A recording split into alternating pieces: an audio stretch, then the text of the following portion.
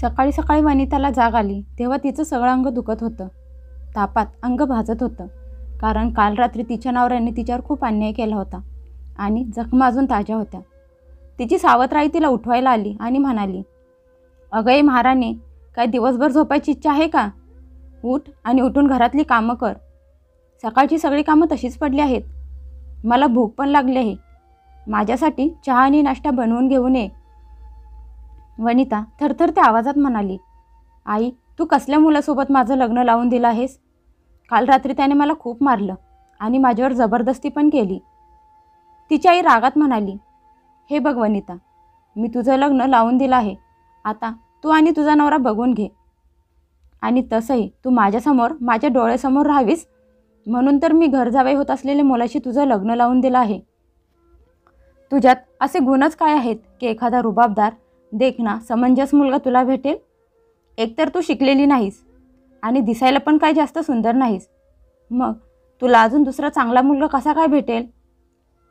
ज्याने तुझ्याशी लग्न करायला होकार दिला आणि तुझ्याशी लग्न केलं आहे, आता मी त्याला पोसत आहे. मग तुला काय अडचण आहे?" आईचं बोलणं ऐकून वनिताच्या डोळ्यात पाणी आलं. ती विचार करायला लागली की मला शिकण्याची किती इच्छा होती, आवड होती, पण सावत्र आई आल्यानंतर माझं शिक्षण थांबवलं. तिने मला पुढं शिकूनच दिलं नाही आणि घरातल्या कामात व्यस्त केलं. सगळी कामं माझ्या अंगावर टाकली. सावत्र आईच्या समोर बाबा पण हतबल होते. ते काहीच बोलत नव्हते. उलट बाबा मला चुकीचे समजायला लागले होते. हा विचार करून ती रडायला लागली. ती तिच्या भूतकाळात रमली. तिची जन्मदाते आई वारल्यानंतर वनिता खूप शांत आणि गुपचूप राहायला लागली होती. फक्त शाळेतच तिचं मन रमत होतं. शाळेत तिच्या मैत्रिणींसोबत गप्पा मारत होती. तिची सगळी दुःख व्यक्त करत होती आणि घरातले सगळे दुःख विसरून जात होती. घरात तिची आजी आणि बाबाच होते.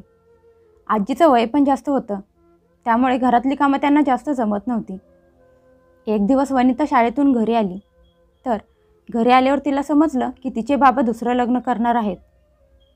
हे ऐकून तिला खूप आनंद झाला, कारण तिला असं वाटत होतं की नवीन आई आली की तिच्यावर प्रेम करेल, तिची काळजी घेईल, तिला माया लावेल.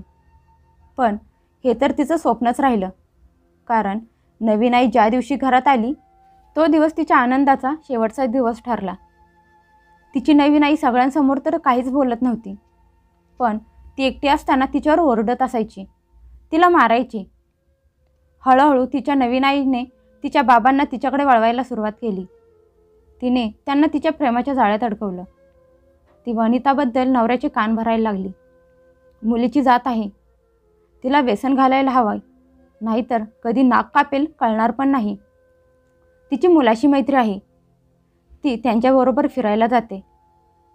पहिले पहिले तिच्या बाबांनी तिला प्रेमाने समजून सांगण्याचा प्रयत्न केला, पण तिच्या सावत्र आईने खोटं खोटं सांगून बाप मुलीच्या नात्यात दुरावा आणायला सुरुवात केली आणि त्यांच्या नात्यात दुरावा आला.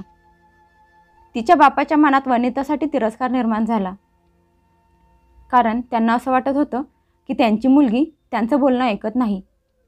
उलट वनिता तर एकदम साध्या सरळ पद्धतीने तिचं आयुष्य जगत होती. तिच्या सावत्र आईने तिच्या बाबांच्या मनात हे भरवलं की वनिता शाळेच्या नावावर मुलांसोबत फिरत असते. जर तिने काही चुकीचं केलं तर तुम्हाला समाजात तोंड दाखवायला जागा उरणार नाही. त्यामुळे एक दिवस अचानक तिच्या बाबांनी निर्णय घेतला की आजपासून वनिता शाळेत जाणार नाही. हे ऐकून वनितावर तर जणू आभाळच कोसळलं, पण ती काहीच करू शकत नव्हती. ती तिच्या वडिलांच्या समोर खूप रडली, त्यांच्या पाया पडली, पण तिच्या बाबांना काहीच फरक पडला नाही. तिचं त्यांनी काहीच ऐकलं नाही आणि त्याच वेळी तिची आजी पण तिला सोडून देवाघरी गेली. त्यामुळे सगळ्या घरची जबाबदारी तिच्या सावत्र आईच्या हातात आली. हळूहळू अशीच काही वर्षे निघून गेली. तिच्या बाबांचं पण निधन झालं आणि मग बाबांच्या सगळ्या प्रॉपर्टीवर आणि पैशांवर तिच्या आईचा हक्क होता. वनिता त्या घरात पहिलेच नोकर असल्यासारखी राहत होती. सगळ्या पाहुण्यांशी तिच्या आईने भांडण करून संबंध तोडून टाकले होते. त्यामुळे वनिता एकटी पडली होती. वनिताचं लग्नाचं वय झालं की तिच्या आईने तिचं लग्न लावून द्यायचं ठरवलं, कारण तिच्या सावत्र आईच्या नात्यातलाच मुलगा होता. तो खूप गरीब होता, त्यामुळे त्याचं लग्न वनितासोबत करून त्याला घर जावई करून घरात घेऊन यायचं होतं. म्हणजे घरातली बाहेरची कामं करायला एक पुरुष घरात असेल आणि वनिताला पण मुठीत ठेवायचं होतं. नाहीतर लग्न झाल्यानंतर ती तिच्या सासरी गेल्यानंतर घरातली कामं कोण करणार आणि अशी फुकटची कामवाली त्यांना कुठून मिळणार होती. तिच्या सावत्राईला भीती वाटायला लागली होती की जर एखाद्या पाहुण्यांनी तिचे कान भरले आणि तिचं लग्न कुठं दुसऱ्या ठिकाणी लावून दिलं तर वनिता हातातून निसटून जाईल. वनिताने जेव्हा तिच्या होणाऱ्या नवऱ्याला उमेशला पहिल्यांदा बघितलं तर तिने बघता क्षणीच तिच्या आईला नकार दिला आणि म्हणाली की आई, मी या मुलाशी लग्न नाही करणार. हा मुलगा कमी आणि माझा काका जास्त वाटत आहे. त्याचं वय पण जास्त आहे. वनिताचं बोलणं ऐकून तिची आई रागात म्हणाली की तुझ्यासारख्या अडाणी मुलीशी कुठला देखणा मुलगा लग्न करणार आहे आणि हा मुलगा तुझ्याशी लग्न करून इथे राहायला तयार आहे.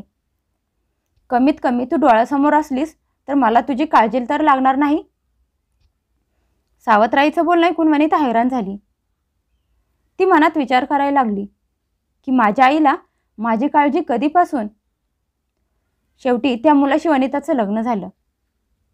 लग्नाच्या पहिल्याच रात्री उमेशने तिच्यावर जबरदस्ती करायला सुरुवात केली. वनिता अगोदरच नरकाच्या अग्नीत होरपळत होती आणि आता तर तिच्यासाठी एक क्षण शांततेत राहणं पण अवघड झालं होतं. जेव्हा तिने या गोष्टीची तक्रार तिच्या सावत्राईकडे केली तर उलट तिची आई तिच्यावरच ओरडली. एक रात्री मार खाल्ल्यानंतर वनिताने घरातून पळून जायचा प्रयत्न केला होता, पण ती सापडली. मग तिच्या नवऱ्याने आणि सावत्राईने तिला खोलीत कोंडून ठेवलं होतं. तिचं वागणं बघून तिच्या सावत्राईला खूप टेन्शन आलं होतं की खरंच वनिता पळून कुठे लांब निघून गेली तर समाजातील लोक माझ्याकडेच बोट दाखवतील. त्यामुळे एक दिवस तिने तिच्या जावयाला तिच्या खोलीत बोलवून घेतलं आणि म्हणाली, हे बघा जावई बापू, माझ्या मुलीला जेवढ्या लवकर होईल तेवढ्या लवकर गरोदर करा. मग मी पण बघते कुठं पळून जाते ती. अरे एकदा का ती गरोदर राहिली की तिला आपल्या आधाराची गरज पडेल. म्हणजे ती कुठे पळून पण जाणार नाही. एकदा का मुलाची जबाबदारी तिच्या अंगावर पडली की मग तुम्हाला पाहिजे तेवढे तिच्यावर अत्याचार करा. मग तुम्हाला थांबवणारं कोणीच नसेल. ना ती कुणापुढे तोंड उघडू शकेल आणि ना दुसरं काही करण्याची हिंमत करेल. आणि तसंही मी तिला जास्त शिकून पण दिलं नाही, त्यामुळे तिचे जास्त डोकं नाही. ती जास्त मोठा विचार नाही करू शकत. पण आज तिने पहिल्यांदा पळून जाण्याची, स्वतःच्या मनाचा निर्णय घेण्याची हिंमत केली आहे. उद्या ती अजून काही पण करू शकते. त्यामुळे तिच्या गळ्यात मूलबाळ बांधायलाच पाहिजेत. म्हणजे ती तिच्या बाळासाठी आपण केलेले अत्याचार निमूटपणे सहन करेल.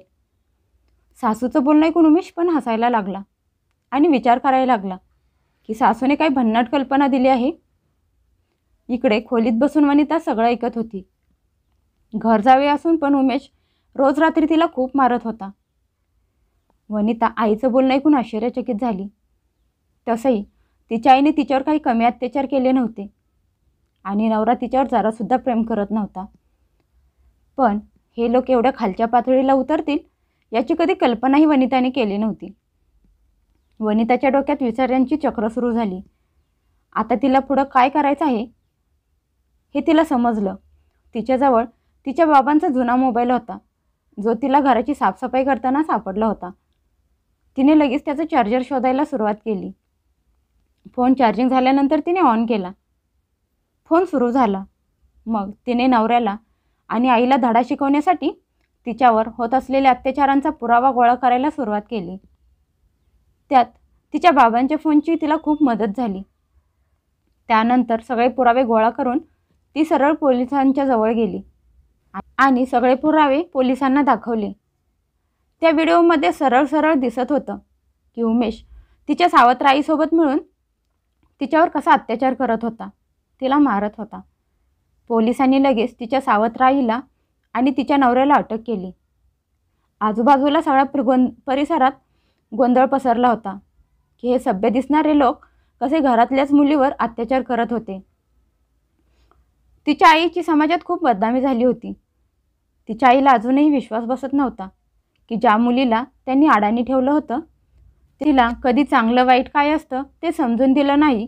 आज तिच्यामध्ये एवढी हिंमत कुठून आली? वनिताने खूप अत्याचार सहन केला होता आणि आज तिची सहन करण्याची ताकद संपली होती. तिने हिंमत केली होती म्हणून तर ते चुकीचे करणारे, अन्याय करणारे लोक आज त्यांच्या पापांची शिक्षा भोगत होते. वनिता खूप एकटी पडली होती. अशावेळी तिच्या काका काकीने तिची साथ दिली. तिच्या सावत्राईने सगळ्यांनाच दूर केलं होतं. पण अशा कठीण काळात तिचे काका काकी तिची मदत करायला आले. तिला सांभाळायला येऊन पोहोचले होते. ते लोक तिला त्यांच्यासोबत घेऊन गेले. वनिताने उमेशकडून घटस्फोट घेतला. तिच्या काकांनी तिला परत शिकण्यासाठी प्रोत्साहन दिले. तिची काकी पण तिच्यावर खूप प्रेम करत होती. हळूहळू तिच्या सगळ्या जखमा भरल्या. तिने तिचं उरलेलं शिक्षण पूर्ण केलं. तिच्यात आत्मविश्वास निर्माण झाला. शिक्षण पूर्ण झाल्यानंतर तिच्याच नात्यातलं स्थळ तिच्यासाठी आलं. मुलाची पहिली बायको या जगात नव्हती. त्याला एक मुलगा पण होता. वनिता त्या मुलाला भेटली. तिला तो चांगला वाटला. शिकलेला, नोकरी करणारा रोहन, त्याला तर फक्त हेच पाहिजे होतं की एक चांगली समजूतदार मुलगी त्याची बायको म्हणून घरात यावी आणि त्याच्या मुलाला आईचं प्रेम द्यावं. वनिताने आणि रोहनने लग्नाला होकार दिला. एका मंदिरात दोघांनी लग्न केलं. लग्नानंतर वनिता रोहनसोबत खूप आनंदात आणि सुखात राहत होती. रोहनचा मुलगा वनिताला अजिबात सोडत नव्हता. वनिता त्याच्यावर स्वतःच्या मुलासारखं प्रेम करत होती. वनिताला कधीकधी तिचा वाईट भूतकाळ आठवला तरी तिचं अंग थरथर कापत होतं आणि विचार करायची की जर मी वेळेवर हिंमत करून पाऊल उचललं नसतं तर आज पण मी सावत्र आईच्या आणि उमेशच्या तावडी सापडलेली असते. अजून पण माझ्यावर अत्याचार होतच असते. असं म्हणतात ना, शेवट गोड तर सगळंच गोड. वनिताने तिच्या संरक्षणासाठी एक खूप मोठं पाऊल उचललं होतं आणि म्हणूनच आज ती दुसऱ्या नवऱ्यासोबत सुखात आणि आनंदात संसार करत होती.